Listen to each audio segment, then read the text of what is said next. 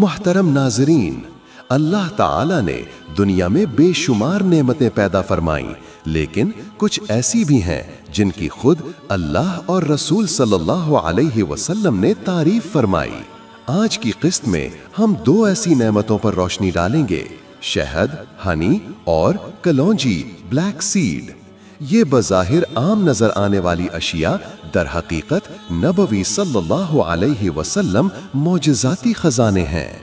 شہد قرآن کی شفا۔ اللہ تعالی قرآن میں فرماتا ہے: فیہ شفاء للناس، سورۃ النحل 69۔ اس شہد میں لوگوں کے لیے شفا ہے۔ بقول شہد صرف ایک میٹھا مشروب یا کھانے کی چیز نہیں، یہ ایک مکمل قدرتی دوا ہے۔ اس کی تاثیر سردی، گرمی، بلغم، معدہ، دل، آنکھ، جگر، ہر عضو کے لیے مفید۔